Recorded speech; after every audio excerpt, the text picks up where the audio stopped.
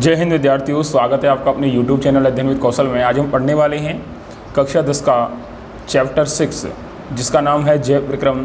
तो ये कक्षा 10 की बोर्ड परीक्षाओं के हिसाब से देखा जाए तो बहुत ही महत्वपूर्ण चैप्टर है।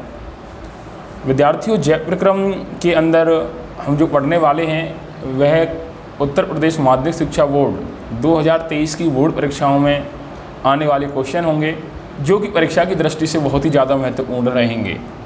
तो आइए विद्यार्थी देखते हैं जैव विक्रम किसे कहते हैं। विद्यार्थियों ध्यान रखें, वे सभी विक्रम जो संयुक्त रूप से जीव के अनुरक्षण का कार्य करते हैं क्या कहलाते हैं? जैव विक्रम कहलाते हैं। यानी कि जो जीव होता है उसकी रक्षा के लिए कार्य करते हैं वो क्या कहलाते हैं? जैव विक्रम कहलाते हैं। जैव विक्रम में विद्यार्थियों चार वस्तुएं या चार चीज़ें आती हैं जिन्हें पोषण कहते हैं, श्वसन कहते हैं और वहन कहते हैं और उत्सर्जन कहते हैं। पोषण आप लोग जानते हैं कि किसे कहते हैं। तो जैव विक्रम के अंदर कितनी चीज़ें आती हैं विद्यार्थियों? चार चीज़ें आती हैं। पहला है पोषण, श्वसन, वहन और उत्सर्जन। अगर विद्यार्थियों देखा जाए कि पोषण किसे कहते हैं तो इसका बहुत ही अच्छा डेफिनेशन है कि भोजन का ग्रहण करना, पचे भोजन का अवशोषण करना और शरीर द्वारा उसके अनुरक्षण के लिए क्या करना, उसका उपयोग करना ही क्या कहलाता है? पोषण कहलाता है। तो पोषण बहुत ही अच्छी डेफिनेशन। जब आप भोजन करते हैं, भोजन करने के पश्चात वो क्या होता है? भोजन करने के बाद क्या होता है? उसका पाचन होता है। क्या होता है विद्यार्थियों? पाचन होता है। और पाचन होने के बाद उस शरीर के अंदर क्या होता है? शरीर की रक्षा के लिए जो उसमें विटामिन्स होते हैं वो उस शरीर के अंदर मिल जाते हैं और जो बाकी बकाया होता है वह मल के रूप में हमारे शरीर से निकल जाता है। तो यही क्या है? पोषण है। अगर विद्यार्थियों पोषण की बात करें तो पोषण के आधार पर जीवों को कितने समूहों में? दो समूहों में बांटा जा सकता है। कौन कौन से हैं विद्यार्थियों?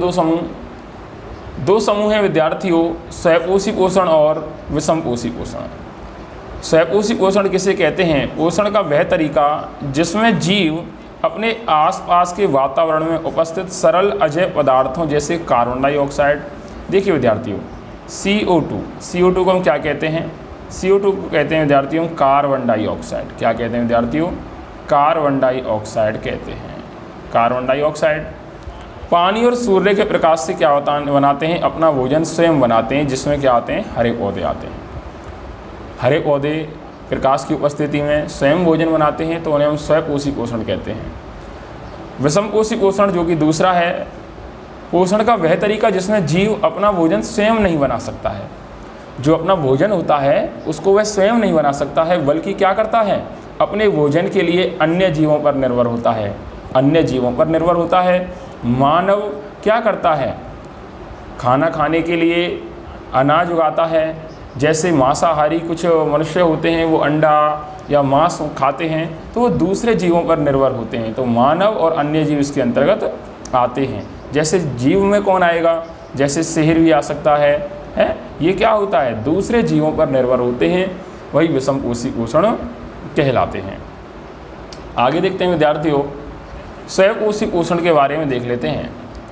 स्वपोषी पोषण हरे पौधों में तथा कुछ जीवाणुओं में जो प्रकाश संश्लेषण कर लेते हैं उनमें क्या होता है?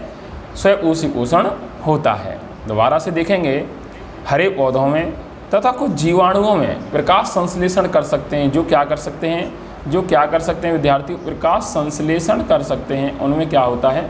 स्वपोषी पोषण होता है। प्रकाश संश्लेषण की बात करें तो यह वह विक्रम है जिसमें स्वपोषी बाहर से लिए पदार्थों को ऊर्जा संचित रूप में क्या कर देते हैं? परिवर्तित कर देता है।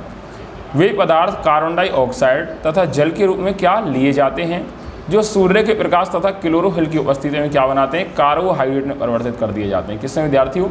कार्बोहाइड्रेट में परिवर्तित कर दिए जाते हैं। यहाँ आप देख रहे हैं कार्बन डाइऑक्साइड प्लस जल।